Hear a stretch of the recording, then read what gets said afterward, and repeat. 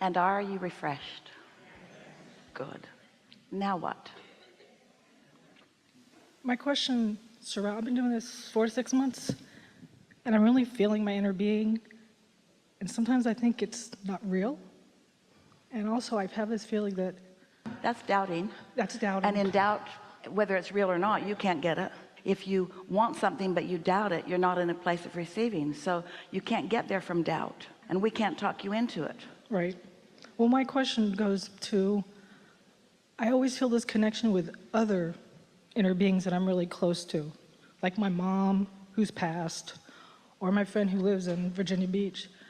I feel my inner being talking to me, telling me things, and that I believe, but it's just... Well, why are you making that distinction? If all the inner beings are hanging out together, what difference does it make where you tap in? I just think it's cool, but I never could wrap my mind around it, and it just... Well, try right now. Okay. Talk to us, tell us, at this point, isn't it sort of illogical that your inner being doesn't exist? Right. So you don't question or doubt the existence of your inner being. You're just doubting your ability to connect. I think it's the connection thing. But you just said to us, you can connect with others. So why are you arguing for this limitation? I don't know. Well, do you think it's your habit of arguing for limitations in general? Yeah. Well, cut it out. Yeah.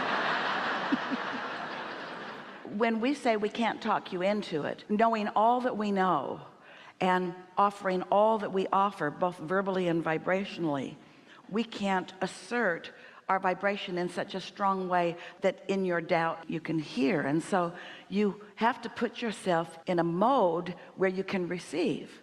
Do you meditate? Yes. When do you meditate? In the morning?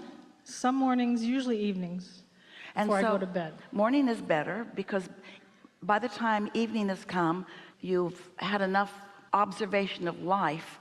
Just now, as Esther was preparing herself to receive us, took her longer to settle down than usual because of the messing around she had been doing before. Does that make sense? In other words, she had been more in her head than she usually is. And when she's in her head, then it takes a little while for her to let that go and for the vibration of that to subside enough that she can fully receive us. So you may not have noticed, but that took almost twice as long as usual because of what had been going on before. And so that's why meditation in the morning is easier for you, because you don't have so much resistance perhaps to release. Then when you meditate, what happens? How long do you meditate? It goes from 15 to 20 minutes, sometimes 30. Do you meditate every day? Practically. There's some days I just don't, I feel good, I just don't feel like it. Or I just don't feel like I need it. The value of meditation is that, first of all, it is a progressive thing.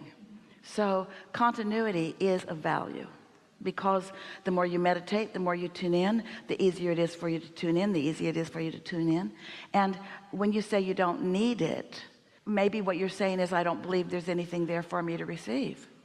You don't meditate to stop bad things from happening. So if there's no bad things happening, you don't need it. Meditation isn't the fix-it program. Meditation is the tapping into infinite intelligence. And you're saying, I don't feel like I need to do that. I don't need your guidance. It's okay. I know that you're infinite intelligence, and I know that you love me, and I know that you know everything about me, and I know that you know where I am in relationship to everything I want, but I'm good. We're teasing you. Not I know, really. Not really, I know. So when you do meditate, are you able to quiet your mind? The majority of the time. I've gotten better, but I still have things that, zip in, but then I shove them to the side. So what you're explaining to us here, and it's all right, because a lot of people are in the same place. What we're actually hearing you say is, I go through the motions of aligning, and since I go through the motions rather than actually doing it, I don't really believe that my inner being exists, and that's why I don't connect up with it. Because you're sort of more going through the motions. Really, if you knew that infinite intelligence, that your inner being is right there, aware of you, knowing everything you want and ready to offer to you impulses, don't you want to tune into that?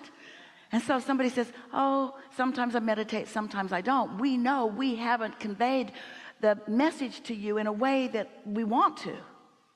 Oh, we're conveying, you're just not hearing. You see, what we want to hear you say, do you meditate? I wouldn't miss a day. It tunes me into the frequency of source energy. So your question really ties together, doesn't it? So what was your question again? I don't remember. It's about just inner being. It's that connection, the inner and the. Can you tell me how I can connect with my inner being?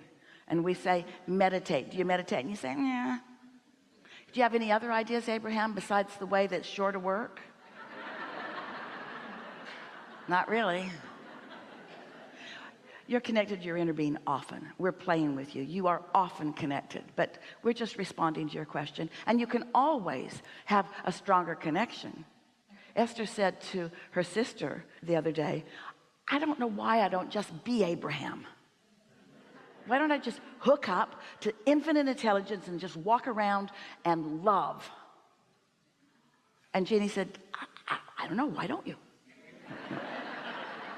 We don't want that. We don't want you to set aside your physicality. It matters a lot.